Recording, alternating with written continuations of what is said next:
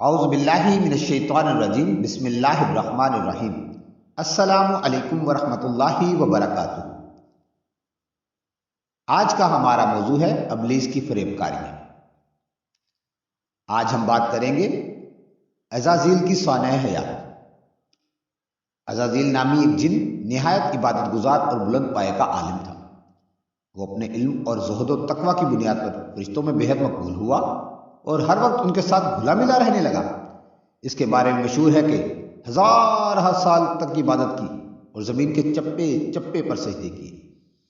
اپنے مادہ تخلیق نار کی وجہ سے چونکہ اس کے خمیر میں سرکشی اور بغاوت تھی، اس لیے کثرت عبادت نے بھی اس کے قلب اور نظر کو کوئی خاص انقلاب برپا نہ کیا۔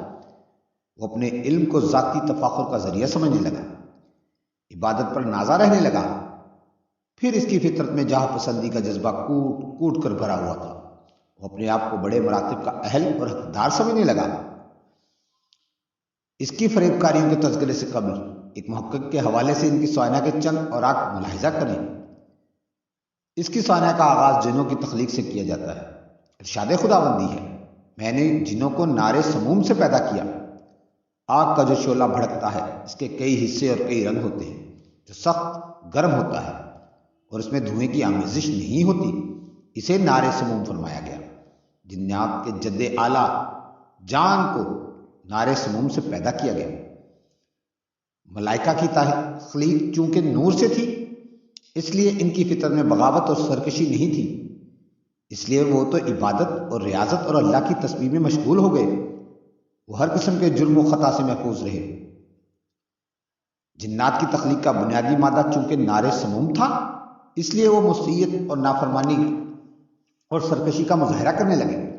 البتہ ان میں سے جو سچے دل سے انبیاء کی تعلیمات پر ایمان لاتے رہے، وہ بغاوت اور سرکشی سے محفوظ رہے۔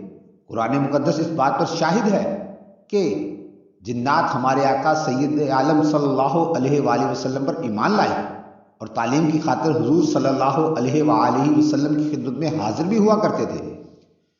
جنات کے جد امجد کا نام سوما تھا اور لقب جان تھا۔ اس کی اولاد میں سے تارنوس نامی ایک جن بہت مشہور ہوا۔ اس کی اولاد میں بہت اضافہ ہوا۔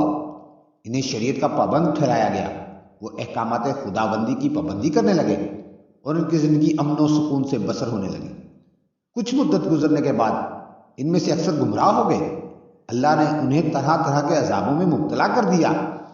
جو صراط مستقیم پر قائم رہے، انہیں ہلیاں بنی کو سردار مقرر کر دیا گیا۔ یہ جماعت بالآخر نافرمانی پر اتر آئی۔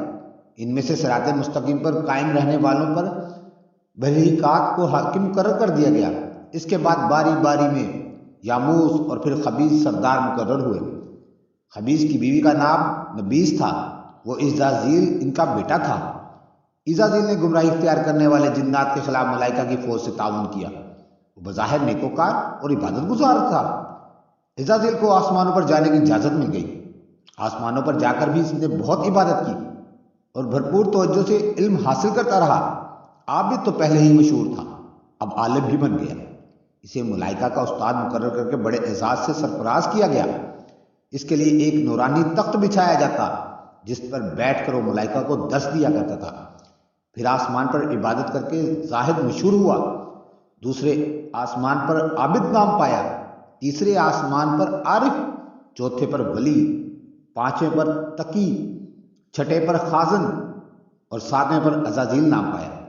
جو جو عزازیل کے مراتب میں اضافہ ہوتا گیا، اس کے دل میں تکبر پیدا ہوتا گیا اور وہ ان اعلیٰ مراتب کو اپنا حق سمجھنے لگا۔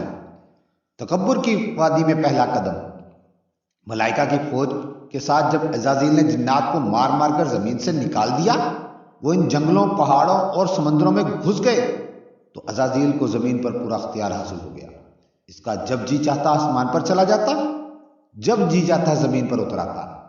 اب اس پر نفس کا غلبہ ہونے لگا، اس کی فطرت کے سربستہ راز کھلنے لگے، انانیت کا دعویٰ کرنے لگا۔ تکبر کی وادی میں اس کا یہ پہلا قدم تھا۔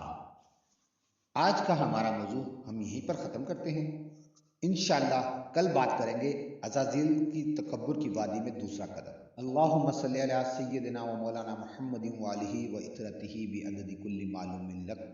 الصلاۃ والسلام علیک یا سیدی یا رسول اللہ وعلی آلک و اصحابک یا سیدی یا حبیب اللہ۔